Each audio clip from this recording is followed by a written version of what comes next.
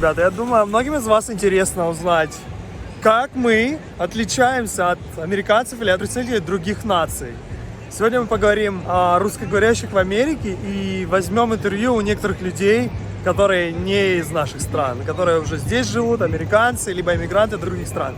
Они вам расскажут, что они думают по поводу нас, поэтому не переключайтесь, всегда интересно узнать, что же о вас думают.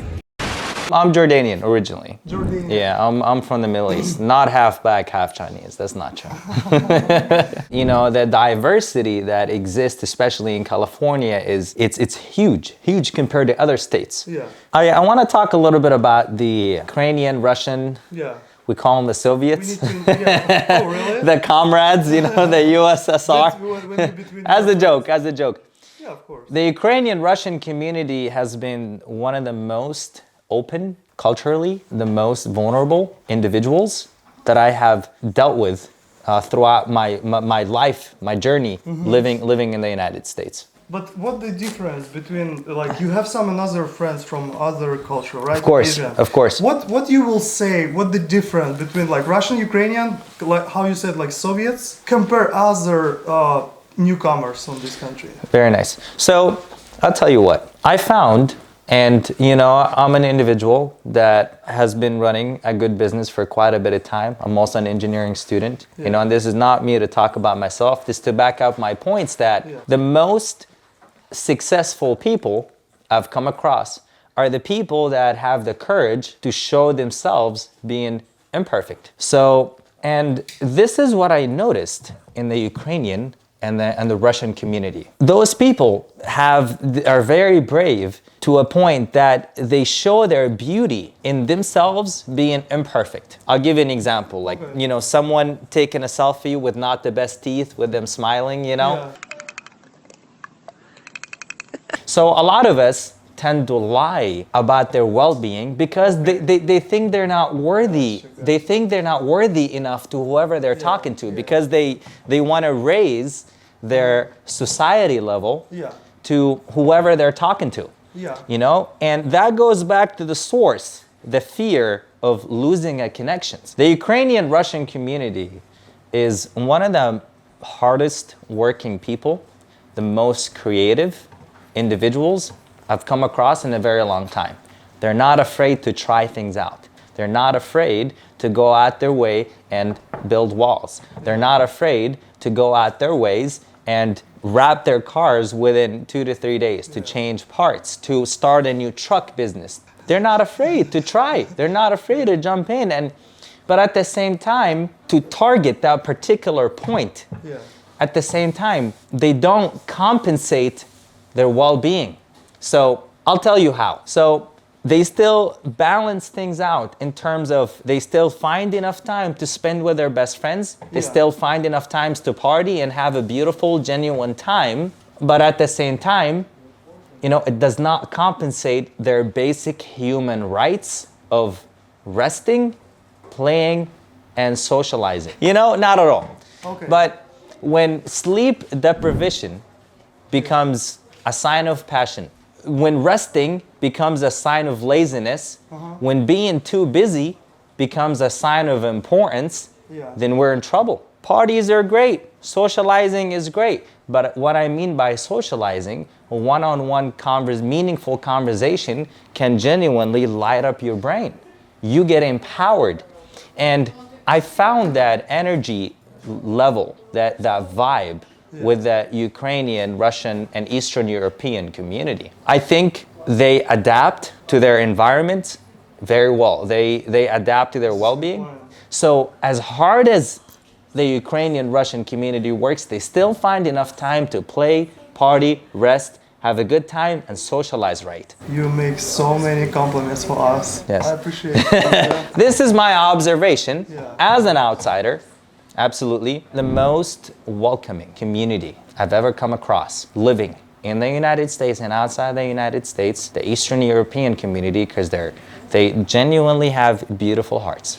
They're the purest individuals I've come across on planet. Now listen, every community and society has goods and bads and so on. Just the percentage differs. The individuals I encountered and dealt with are genuinely one of the best people you'd ever want to deal with. Yes, but most importantly, very hardworking people, and I don't want to sound repetitive, but at the same time, they don't compensate their own basic human rights of resting, playing, and socializing.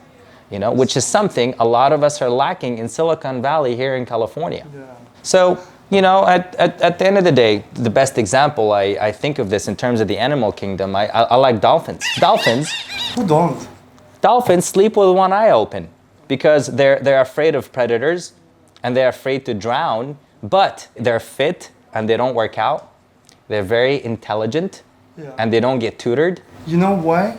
And they socialize and they don't drink alcohol. Yeah, of course. But right? You know why they can't sleep well like you? Why is that? Because they need the air. They need the air.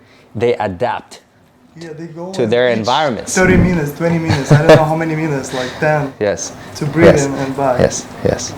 Okay, thank you very much. Many differences. I could say that the Russian and Ukrainian community is very close to the Arabic community in terms of the closeness and the sense of companionship and unity.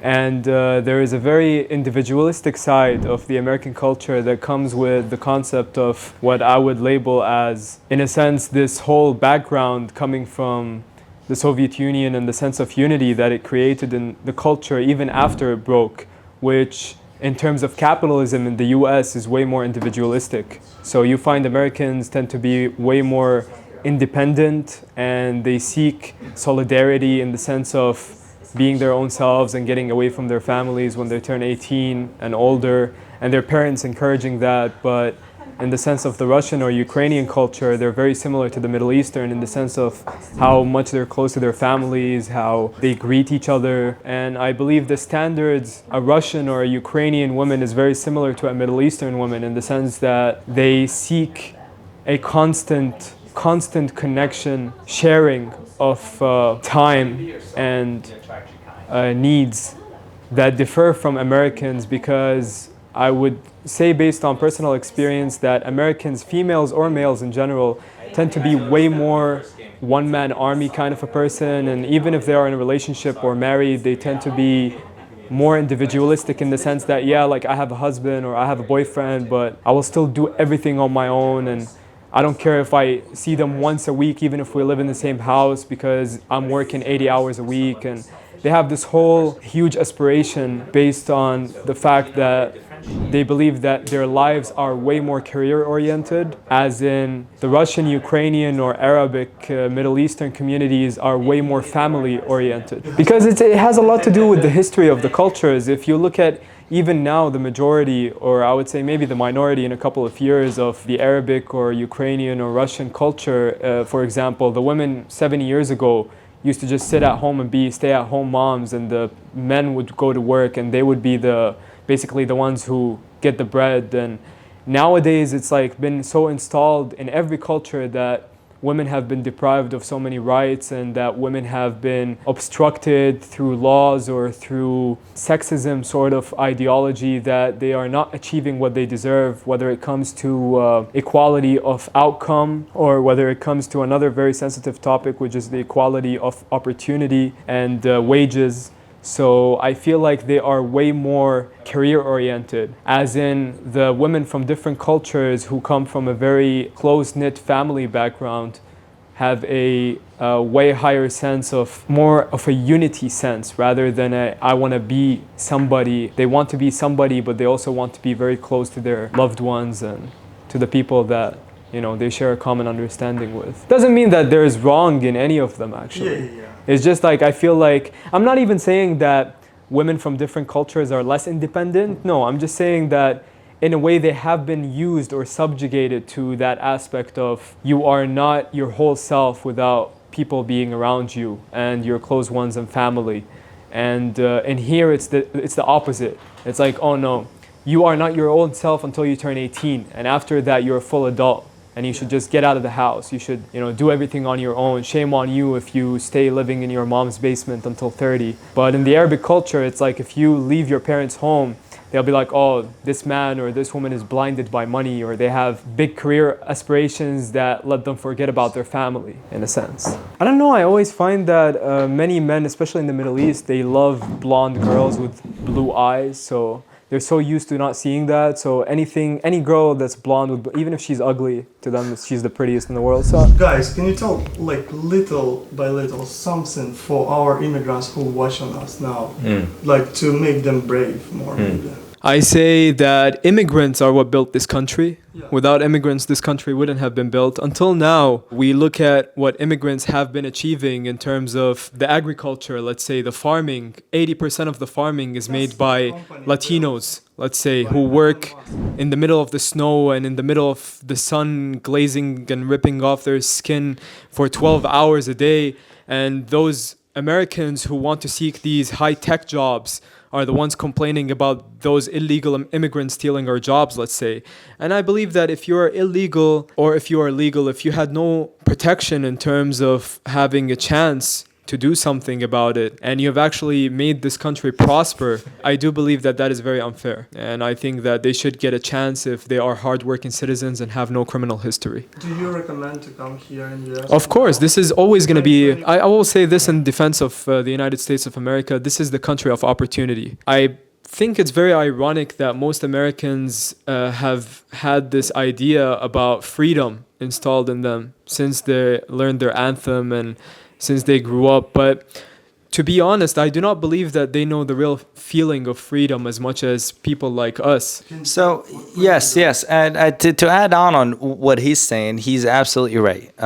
To bring this up metaphorically speaking, if you're a skilled driver in a car that doesn't go past 30 miles per hour, your skills cannot do much versus yourself being a skilled driver in a car that can adapt your capabilities and skills, then you'll pursue a lot further. I think there are a lot of niches, notches, top heads, nerds, very intelligent, knowledgeable people that hold some significant potential in terms of pursuing fields and contributing to such huge communities that hold such heads that can just boost on the economy and help out who's in need and whatnot. However, they're not given the opportunity because this country does give you that a significant opportunity in terms of it's up to you at this point. Here it is, you have it. You own the company, part of the company, right?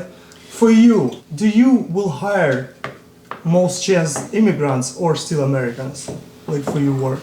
Do you have this, feeling? That's a really great question. The interviewer was asking if I would hire immigrants versus people that have had lived and pursued, that have been in this country for quite a bit of time. In my opinion, I believe immigrants tend to carry a lot more of that work ethic I've been describing earlier because they have had come here for a reason, because they want to succeed, help their families, help their well-being, and help their communities and the communities they're contributing to. I would like to keep it very short. I would say that I would never choose between immigrants or US born citizens, because them being immigrants or being a US citizen has nothing to do with the fact that if they're not qualified or if they're qualified, then I will hire them. They're all humans. Я практически не сомневаюсь, что вам понравилось, поэтому подписывайтесь на мой канал, ставьте лайки. Ведь увидите, я ценю ваше время.